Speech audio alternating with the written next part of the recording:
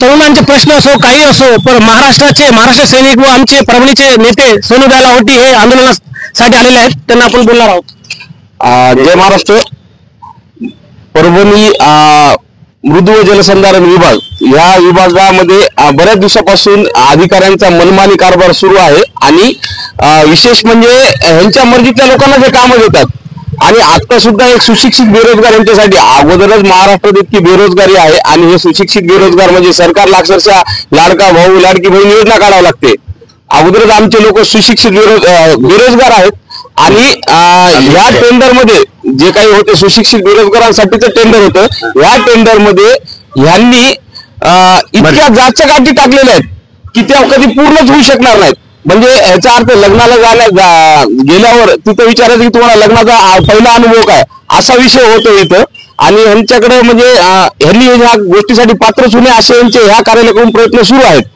तसंच ह्यांच्या मर्जीतले काही लोक म्हणजे त्या टेंडर प्रोसिजर मध्ये जे लोक पात्र होतात काही कामामध्ये आणि तेच लोक दुसऱ्या कामामध्ये अपात्र होतात, हे फार मोठा घोळ आहे.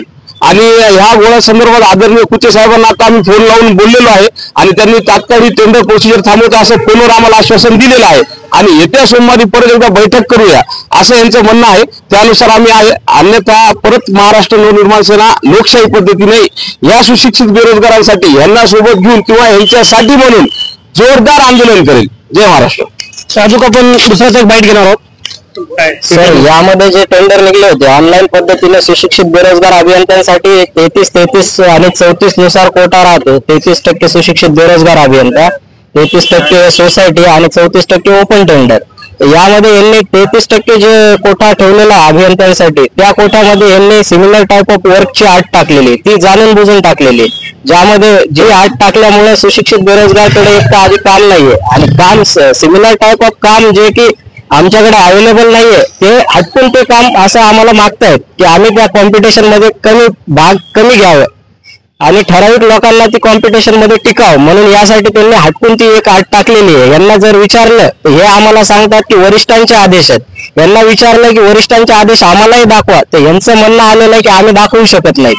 ते हे यांचा मनमानी कारभार चालू आहे आणि हे वाटेल ते यांच्या मनानुसार करायलेत. यांना प्रशासनाचा कोणाचा धाक राहिलेला नाहीये. हे होतं 126 ते 28 सुशिक्षित बेरोजगार तरुण परभणी जिल्ह्यात आहेत, पण काही 4-5 जणांनाच काम दिले आहे बस.